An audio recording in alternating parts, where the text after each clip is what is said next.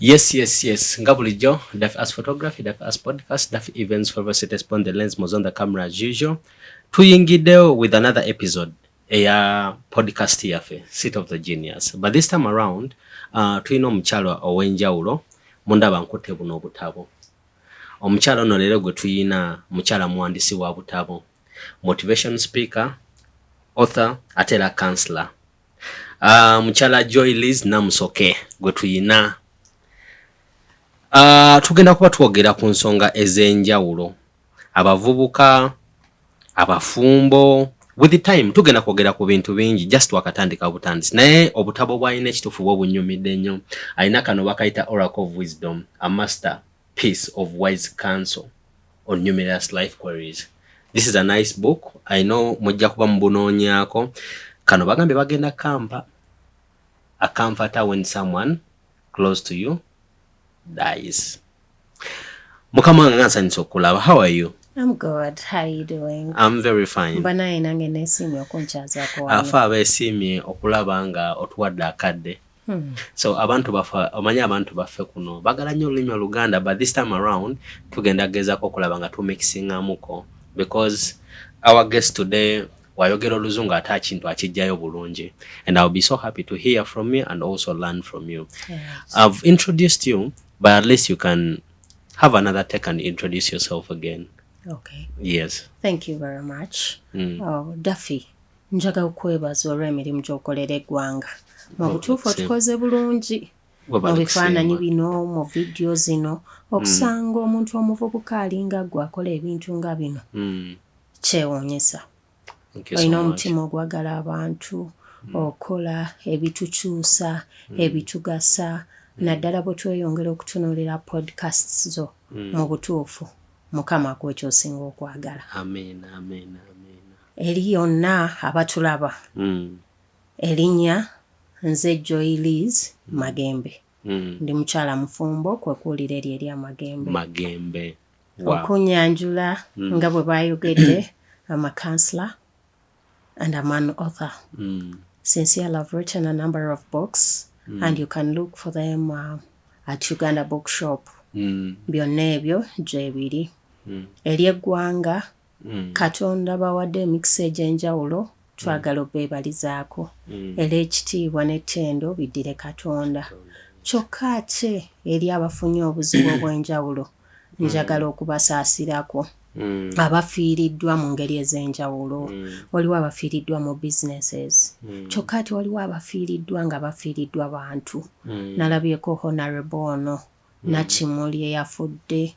N'ensaasira n'abazadde bali abaafiirwa, abaana bali abana abattibwa eggaba. Njagala obategeeza tulumirwa wamu nammwe. Era mu ssaala zaffe mwe muli. May the good Lord continue comforting you and be closer to you than he has ever been in your lives before. Neyanza sebo. Wow, what an introduction. Wow. Let's jump in it right now. I would like to ask you this question. Is it possible for anyone to make it in life? Oh, thanks for the question. Yeah, I would like you to elaborate for us. Yeah, I would like to learn from you as an expert. Yes. In this field. Yes. Yeah. In my opinion, yes. It's possible. It's very possible for anyone to make it in life. Okay. Yeah. However, there are some qualities, there are some things we should adopt if we are to make it in life. Njagala okutegeeza nti mu bulamu buno obw'ensi luno lugendo. Life is a journey. Era ffenna tuli mu kutambula olugendo luno. Bwe njogera ku bulamu okubeera olugendo kitegeeza as you travel through life, there are mountains, there are valleys, there are steep hills, yet sometimes ojja kulaba n'omuseetwe. Kati kiri gy'oli okumanya nti bwe lubeera nga lusozi nkola ntya. There comes a moment in life n'olaba nga bw'oba obadde oyambadde kakondo. Sometimes you need to remove the high heels and put on flat shoes. Bwe bw'obulamu. Ate era ekyo bw'okitegeera kitegeeza nti everyone can make it in life. Kisinzira ku choices. Waliwo wotuuka ng'oteekwa okukyusaamu ku bye wasalawo. Ekiseera ekisinga osalirewo ddala ebisinga okuba ebituufu. It's only the wrong choices that can deter us from reaching our destination. Yet when we make right choices, even the sky can never be the limit for us. Wow.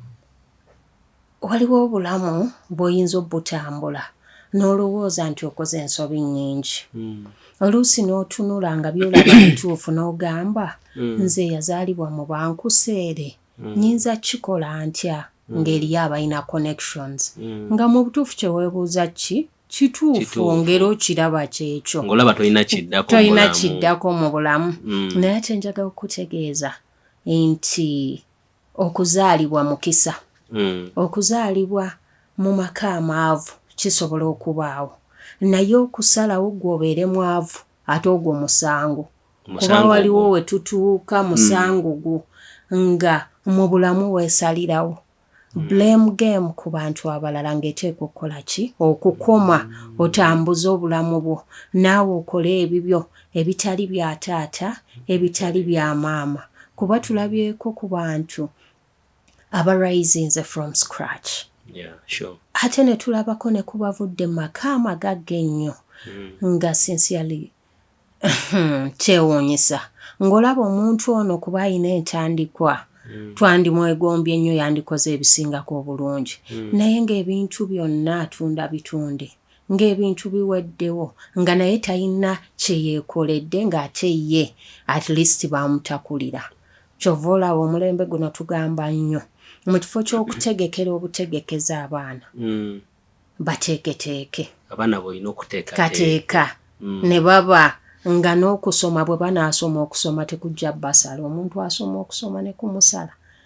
Omuntu omuwa ebintu n'omutegekera buli kimu naye ne bikola ki? Ne bimusala. Ng'amukolera buli kimu, entegeka, amataka omugulidde, apartment omuzimbidde, kitegeera n'atunda. Atunda butunzi. I'm getting your point. May strongly believe to a student watching this, a student out there, can anyone make it in life? Yes, it is very possible. If you're a student, focus. Manage your time. Choose good friends. Be attentive in class. Be disciplined. Banange bwetwogera kubeera n'empisa ekyo oba ndikomawo n'enkyogerako kinene okusinga bwe tukirowooza. Kisinziira ku ngeri omuntu gy'atuula, gy'alyamu, gy'ayogeramu, gy'ayambalamu, gy'akolagana n'abantu. Bw'obeera ng'oli muyizi mu ssomero, if you're disciplined enough, toyinza kwetaba mu strike. Toyinza kusangibwa mu ddoomu nga ssaawa zaaki za kusoma. Obeera ne priorities. Obeera n'obulamu obw'enjawulo. Obeera oyina ky'omanyi nti nze najja wano ku ssomero, not as an academic tourist, not as a person studying for his parents. Naye kino kyenkola kyange kigenda kugasa nze. This is a way I'll never walk again. Bw'oba oli mu senior 4 n'omanya nti sajja mu senior 4 kubeera nga nkomawo nate. Nina kikola lumu kiggwe ng'ate nkikoze bulungi. I'm not here to just pass but to excel. So bw'omanya nti you'll never walk that way again, you give it your best. Eri omufumbo ali eyo gayinza okuba nga maka. Twabuuzizza kisoboka? Ye kisoboka. Oli yagamba nti your best prophet is you. Your best prophet is you. Is you. Era bw'okeera n'ogamba nti gano amaka nja gafumbamu, tujja kutuuka ku anniversaries zonna kisobokera ddala kuba weegambye nti nze nsobola, nze nja kikola. Awo batolinda busobyo butono kuva mu maka. Abeerawo omuntu nga asinga nsongamu obusonzi bw'ati, nja gamba nkubye bikomaawo. Ebeera yaga singa musanga nga teyafumbye emmere nga mwami yagamba sijja na kubuuza oyo mba muwonye nga tukola ki? Nga twawukana. But if you have a purpose for this, if you're purposeful in your marriage, trust me, kiba kisoboka kubanga buli wobeera awo obuuza why did I join this, why did I marry or get married in first place? I had this reason, I had these reasons. You cannot just give up ng'ekizibu ekitini kikoze eki kizze okujjako nga kibadde kinene nnyo. Kyokka ate eri eggwanga manyi bingi nnyo ebibeerawo mu bulamu, oluusi zibeera losses mu business bingi naye twagala okumanya ku musajja ono owa KFC yatwala recipe buli wamu naye nga buli wamu bakola ki bagigaana emirundi mingi ng'agenda atambula buli gy'agenda bakola ki bagigaana bagigoba naye ku ssaawa eno buli omu alya KFC. So kitegeeza nti bw'ogumirako bw'olemerako ku kintu kyonna osobola okuwangula. Let us focus, work harder, give it your best, don't give up. Ekirala tumanyi okubeera n'abantu nga mu butuufu bali very pessimistic, abantu abalina negative vibes buli kaseera naye ng'oyo gw'okuumira oliyenga yakulya okumpi tomuvaako buli kiseera oyagala otambule naye. Bw'ozuula omuntu ali very negative oyo mwesonyiwe. You need optimistic people. You need people who model heavenly integrity. You need people who think the same way you do. You need people who care. You need people who can mentor you. Lwaki obeera wa myaka 15 nga buli mukwano gwo wa myaka 15? Kyekyenjawulo kyagenda okulaga. Abantu abamu bafudde abantu abakulu, they are rivals. Naye njagala okutegeeza nti what an old man sees sitting down, a young person tasobola kiraba ne bw'alinnyo omuti. Kikyentegeeza nti amagezi gali mangi, ayina experience. Abantu ng'abo tubeekwate tubabuuze bo baayitawa, bo bakikoze batya. Tujja kulaba amaka nga gayimirirawo, tujja kulaba nga tusoma ne tumala, tujja kulaba nga bizinesi zaali zitutiisa tusobola ozikola. Can everyone make it in life? Is it possible for everyone to make it in life? Sure. Lwaki otandika business nga tokoze research? Genda ku internet kebera kiki enyinza okukola mu ssente zino, abaakikolako baafunamu ki, kyabalamira. Naye toyingira buyingizi ku mulembe guno, ebintu bikyuse, buli kye tunoonya tusobola okiraba. Bw'oba tosobola kwebuuza ku banno, buuza internet ejja kubuulira. Okole ekintu nga you have knowledge about it, nga tossaamu busa ssente zikole ki zifiireyo. Ebintu bisobokera ddala, buli muntu asobola okikola mu bulamu. Olina akantu koyogedde akanyumidde nnyo. Yes. Nti w'otuuka kasozi ng'oyambadde ekibuzi jjeemu oyambala flat shoes.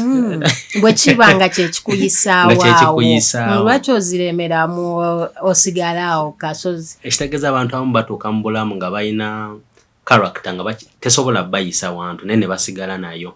Yes. Kituufu nnyo. Mbuuza lwaki. Olaba kati leero obulamu bwe tulaba ku social media. Most of that life is not real. Yeah, true. Kyokka abantu abagiraba eno, they have adapted to that lifestyle. Osobola n'okubaawo dafi ng'obadde olina omulimu gw'okola gukuwa obukadde 3 nga bwadde bukumazaako olina by'obadde okola n'obulamu bw'obeeramu nga butambulira mu mbeera eyo. Naye nandirowoozezza nti embeera bw'ekyuka omuntu n'amanya nti kati ssente zikendeddeko, yandikyusizza n'adda ku bulamu obujja mu mbeera eyo gy'alimu. Kifaanagana ng'omwami omu eyanyumiza nti obulamu bwe yatawaananga nnyo nga buli ssente z'alina tezimumala. But this is a gentleman who had chosen to take his children to very expensive schools. Kubanga n'emikwano gye balina abaana mu masomero ago. So he was like tajja kuswala naye kaakole ki kabatwaleyo. Naye yatuuka ekiseera n'aŋŋamba nti agenda okulaba ng'embeera eyo kulinga kwebigika kintu. Ne weetikka ekintu ky'otasobola ng'era agudde wansi. Nti yasalawo n'akyusa n'akwata abaana n'abassa in affordable schools, in schools that fit his income. Kusaawa eno abaana basomye, takyalina stress, takyali mu looni ezo zimutwala kumusiba, abeera n'ekintu ng'asobola bw'eba looni asobola okukola ki? Ogisasula. Y'embeera gye tuteeka otambuliramu zeezo hills ze njogerako nti waliwo w'otuuka nga naawe okiraba. You need to put on flat shoes. N'obeera ne mukwano gwo mu ssomero nga buli ssaawa mwe babakwatira mu misango naye ng'ate ggwe toli mubi nnyo naye kuba oba owerekedde ono gye bakwata. Okimanyi nti eri abaana be beexperinga ne babatwala mu masomero agasinga n'ebbeeyi gali ge babaddemu. Kyokka ate eriyo gwe beexperinga ne bamutwala n'agenda mu kyalo. Kati muvubuka gwali eyo alaba bino. The most important day in your life is the day when you are born. Naye ate bwe tubeera mu nsi is the day you find out why. Nga tubeera mu nsi, let us find out why we were born. Tuzuule ne wa gye twava, ne ki kye twagala. N'obulamu bwaffe awo ojja kumanya bw'oyinza okutambuza obulamu bwo oleme kubeera mperekeze y'abalala. Bw'onootambuza obulamu bwo mu ngeri entuufu ojja kutuuka gy'olaga. Wow, that's a nice one. Is it true that we're really suffering from the choices we make as Feba youth, abasinga? Because I see that we have a lot of choices to make. In the late years, we never had a lot of choices. We only had Makerere University. We only had one restaurant, maybe. We had 7 Sheraton, nga ze ziriwo. Ne kati essaawa zino abaana balina choices nyingi. But okyokubanga tulina choices nyingi ate tweyongedde okukola ensobi nnyingi. Kati ekintu ekyo tuyinza kimanaginga tutya?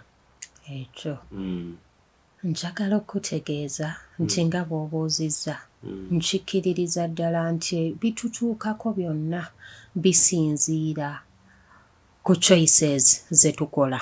Ngaffe abantu. Your life is a result of the choices you make or don't make. Okiraba waliwo by'oteeka okusalawo ate n'otabisalawo. Kyokka waliwo by'osalawo n'obisalawo bubi. And we live a life of either making the right or the wrong choices. Just imagine you're going to Gaba. If you pick a cab going to Chiboga, where will you end up? You end up in Chiboga. Exactly. Kati obulamu bwaffe bwe tusalawo obubi kisinziira ku choices ze tukola okufuuka ki kye tuli. Kyova olaba eriyo akantu akagamba nti most young people die before 25 years. They just don't bury them. Wow. I pray omuvubuka ali eyo abeere nga teyafa yadde ng'atambula. It's high time tukyuse obulamu bwaffe butambulire ku bituufu, kuba osobola okubeera eyo naye nga by'okozesa mu mubiri gwo era ddala bitta nga wafa yadde ng'okola ki? Ng'otambula. Ng'ebikolwa by'okola ewaka bakulaba oli mulamu naye bw'obeera mu kisenge oli ku pornography, oli ku bintu ebitasaana. Ekyo kitegeeza nti omuntu oyo aba atambula naye nga mufu. That's why they say they die, most of them. We believe muli balamu era bw'oba okoze choices ezikufuula omulamu sigala ng'oli bw'otyo. Ate bw'oba wakola nfu, it's not yet too late. There is time for change. Kino Katonda ayinza okuba akireetedde ggwe owulirize. Teri kituuseewo kitabangawo. Mpozi ekyenjawulo ekiriwo ku mulembe guno ye rate technology kwali kisusse. Era abavubuka bano twagala okukkiriza nti banjawulo omu ku bali. Kuba edda wabuuzanga bubuuza naye kati buli kyayagala asobola okirabira awo. Naye kati nzikiriza nti yadde technology waali oyina amaanyi ku bulamu bwo. Omanyi ky'oyagala okubeera. So that makes you decide well. It's up to you. You can choose what to serve and what not to serve. You can choose how to control your emotions. When you decide not to undress, no one can undress you. Yeah, but sure. when you decide to, that's why I say power lies in you. It's you and you and you. When you decide to make it, you'll definitely do. You don't decide to make it and stay seated. When you decide to make it, you better your choices. You work harder. You rely on God. Tosobola kwesiga Katonda n'oba nga byokola birala biba bifaanagana mentawo. Oyo okola ebigwa mu layini eyo kijja kyokka nga kirinakyo nga bw'obeerawo n'omuntu gw'oyagala nga bw'okeera omusindikira message bwe buziba tebuziba nga kikupika bupisi nga Yesu yagambye ne kiri bwe kifaanana nti waliwo omuntu gwe tugoberera gwe twagala okufaanana era n'olaba bulabi nga kigamba bwa kino toteekwa kikola kuba kyekyo takyagala kino kikole kubanga kyakola ki kyayagala. If we make right choices, abavubuka abali eyo buli kimu kisoboka, teri kitasoboka. Ate bw'okola choices entuufu kisinga kuyamba ggwe. Nali njogerako ku maanyi agali mu kusoma. Bw'osinkana abavubuka abamu oluusi bagamba tetwandisomye, tetwagala kusoma, ye nsomera ki? Naye nze nina kye nazuula eky'omuwendo mu kusoma. Okimanyi nti bazadde b'omuntu bwe bafa bayinza okutwala buli kimu kyalese abantu abalala. Kuba oluusi abazadde bafa omwana muto ne batwala amamotoka, ne batwala amayumba, ne batwala ssente, ne batwala buli kimu. Naye bw'ofuna omukisa abantu abo ne bakuweerera, eriyo ekintu kye batayinza kubbako mu nsi eno. Teri ayinza kubbako kusomako. Empapula zo ziba zizo. Omutwe gwo gugwo otambula nagwo buli wamu ne gukweyimirira. Omuvubuka ali engo olina omukisa ogusoma ng'osoma soma ojja kwewuunya Katonda by'anakukolera naawe by'onookolera ensi. Okusoma kwokka kwe kujja okutuuza n'abalangira. Wow. I love how you talk. Thank you. Actually, I didn't expect you to be fluent in Luganda. I didn't expect you. At some point, you talked about the blame game. Yes. Abantu tusigala nnyo in that blame game denial. Like, you grow up in a family where you don't have a lot. Other people have a lot. And you fail to make it in life because you're having the other torture in your mind. Fafete tuyina, tebatuwa, tuliwe tuti, tulibavu. N'osigalira yawo. N'oweza emyaka 25 nga tekyagala kukola ng'olinamu kiri nti waffe tulibavu. Abavubuka oyinza bagamba kuki ku nsonga eya blame game. Ya blame game. Njagala okutegeeza nti ekya blame game kyekiseera tukiveemu. Olaba n'emyaka before it was 18 years, but I'm hearing bagala gissa omuntu kwafuukira of age. Kitegeeza ki? Nti twagala tukomye omuze gw'okubeera nti twesiba ku balala oba tuwaayiriza abalala nti nze biganye kubanga ewaffe twali baavu, nti nze biganye kubanga tebaakola kimala. Gwasobola okukola ekimala ng'omuvubuka, tulage ky'osobola okukola era okikole kubanga osobola. Tosobola kutuuka ku ddaala ddala mpozi ng'omaze okwesonyiwa ekyokunenya abalala. Even God cannot open to you the closed doors okujjako ng'omaze okukkiriza nti naawe osobola. Bw'osigala nga bw'ofukamira okusaba ogamba nti singa sigundi singa ndi bulungi, era omukisa gwale asigala akyakusibye kwani ku gundi paka bw'olyebeereramu, paka bw'olizuukuka n'omanya. Njagala okutegeeza nti teri ayinza kujja mu bwavu okujjako ggwe. Gw'alina okwejja mu bwavu n'okola ekimala n'oweesigama ku mukisa gwa Mukama, naye ng'okoze ekitundu kyo n'obwesigwa. Kola ekitundu kyo naye akole ekikye. Naye bw'obeera awo nga buli ssaawa bw'otuula awo ogamba bali kikumalamu n'amaanyi agakola. Tomalaayo, teweemalaayo. There is a way bw'osigala awo nga percentage emu esinga obunene ogiwadde bali b'olinda nga naawe bw'ogezaako you at 5%. That can't work. Teri yali agaggawadde, teri yali afunye byonna, teri yali atuuse wawakanira nawe weewuunyisa ng'akyanenya abalala. You can only be become rich. You can only make it in life. Things can only turn from impossibilities to possibilities when you decide that you're responsible for your actions. When you stop blaming others for the misfortunes in your life. Kubanga bwe bamala okuzaala ne bakussa ku nsi ate n'okula kitegeeza obulamu bwo butandise. Obulamu bwo butandise. Naawe tandikira awo otwala obulamu obwo mu maaso ove ku balala okuba n'ennyanja ebyange biganye gundi ye yansiba. As we are concluding with this episode, mbadde nsaba abavubuka obasibirire ku ntanda. Yes, nga tumaliriza. Because I asked you, can anyone make it in life? So you can conclude and you let us know. I strongly believe everyone can make it in life. Kubanzikiriza. No one knows nothing.